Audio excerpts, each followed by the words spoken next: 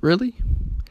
Is it really jumping? So, obviously, the NFL draft is coming up soon, and a big emphasis that we have seen and a huge focus has been on the quarterback position, and that has been well talked about. But something that's not been talked about, which I think is very important, is the wide receiver position. This is a great wide receiver draft. There are a lot of talented wide receivers. Obviously, Jalen Waddle, Devontae Smith at Alabama, Rashad Bateman from Minnesota. If you guys don't know about him, you got to watch his tape. He's really good.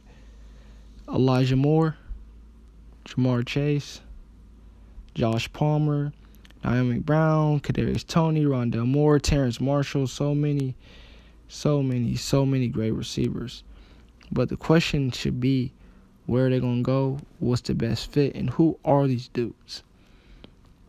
Now, obviously, Tua needs a quarterback.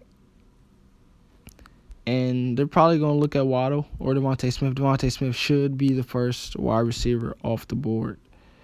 Jamar Chase, obviously, there are some questions with him, but he's still really talented. I feel like he is probably the best receiver in the draft. Even though Devontae, he had an unbelievable season. Rashad Bateman, he's underrated. Elijah Moore, he wanted to put his leg up a couple years ago in the Egg Bowl, but I think he's redeemed himself and has come around really great. Waddle, he was injured. He ended up coming back and playing in the national title when they put a dropping on Ohio State, which maybe we'll get into later. But when I look at this draft, we got to look at, okay, what do these people do best? So if we're just talking about after the catch, Kadarius Toney of Florida is the man. He was a nightmare for defenses in the SEC. They could not deal with him. It helps when, you have Kyle Trask as your quarterback, and obviously that big, great guy in Kyle Pitts. He is one of a kind. But Toney, he is the best receiver in his draft. That's after the catch. Maybe Devontae Smith, or Bateman, I don't know. But Kadarius Toney is the best after the catch in his draft. When we're looking at contested catches, spectacular highlight plays, Jamar Chase is your man. Now, people have talked about, a guy named Austin Watkins at UAB. I haven't seen him play. Something, obviously we're going to do is look into his pro day. I don't know enough about him. I don't watch UAB play. I'm just going to be honest with you. Obviously, everyone has seen Devontae Smith. He is the best route runner. That's not a question.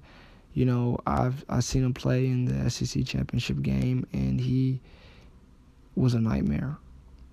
He was a nightmare in most of the games that he played this year, but he was a nightmare for Florida. And then I seen what he did against Notre Dame. Unbelievable. And then obviously what he did to Ohio State is something that, still is very, very painful to see, man. They had him all over the field, not playing a certain position or one spot of the field.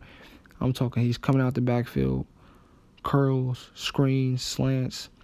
You press him, press him, you play off of him, you double him, he did whatever he wanted. And he was kind of injured that game. Obviously, Waddle came back, and he's the best deep threat. Punt return, kick return, something that's going to be very valuable in the NFL.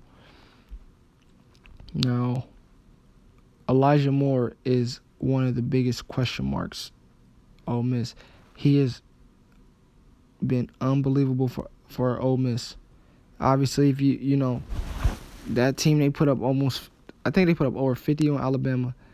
And people point back to it. Even I've, been, and someone has done as look back to him obviously putting up the fire hydrant against the rival. But he done a story, and he talked about how he's grown from that, learned from that. And I think, hopefully NFL teams do not hold that against him. I think he has great character. He's shown great redemption. The people of Ole Miss in that state, they have forgiven him for that. I don't think they've ever gotten over it, but I think they have forgiven him. He's a young man. He made his mistake. He owned up to it. Now, Rashad Bateman at Minnesota, he was a guy, I know Minnesota didn't have the best season this year, but the year before, he was a nightmare. He was really great this year. He didn't have a lot of help. His offense was, not the best. PJ Fleck is going to have to get that team together. He's going to have to show out. I have to see his pro day. Obviously, Waddle, we talked about Waddle. We talked about Devontae Smith. So let's talk about Terrence Marshall, who actually decided to play this season. He's unbelievable. LSU was up and down this season. The beginning they started out really bad, one of the worst teams, but he's been very consistent. Rondale Moore, he is seen to be a little bit injury prone. So he's very small, but he does have that playmaking ability. Diamond Brown from North Carolina, he's played terrific. Josh Palmer at Tennessee, I haven't seen much of him. So when you look at it, the top 10 that Pro Football Focus has, Jamar Chase 1, Waddle number 2, Devontae Smith number 3, Rashad Bateman number 4, Elijah Moore number 5, Terrence Marshall 6, Rondale Moore 7, Kadarius Toney 8, Diamond Brown 9, and Josh Palmer 10. If we're going off my list, I got Devontae number 1, I got Jamar number 2, Waddle number 3. I'm going Bateman at 4, Terrence Marshall at 5, Elijah at 6. I'm going to put Kadarius Toney ahead of Rondale Moore, even though Rondale Moore, he's unbelievable. I just wish he was a lot bigger. I don't know how. I think it could translate, but I see him going second round, mid-second round. I don't see first-round talent out of him. Now, one of the biggest things that you see is that the receivers are going to be coming up next year, which brings me to Ohio State. Chris Olave and Garrett Wilson, their spring game is coming up. And, obviously, again, we see the quarterbacks. And, I think that the quarterback would be C.J. Stroud. But Chris Olave and Garrett Wilson, those two have the potential to be first-round picks. And looking at the spring game, I want to see how they perform.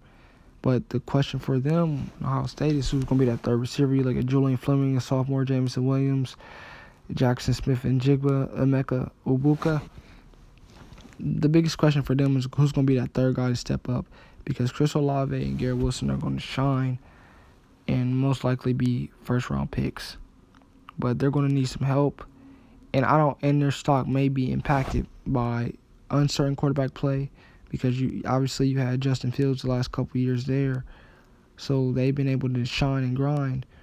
But the question is a new quarterback, whoever that is, going to have good connection with Olave and Wilson? I think Olave, it doesn't matter who the quarterback is, he's going to dominate. Garrett Wilson, we'll see, but I do want to see Julian Fleming step up, and if he can do that, I think Ohio State will have a very successful season. I would love to see Alabama's spring game and see who they have coming in a wide receiver, and if they can make a difference, because, Devontae Smith, it was the Devontae Smith show, and I want to see if there's going to be another show in town. I hope it's not another show in town, but for the defending champs, Alabama, I would love to see who's going to be their wide receiver 1.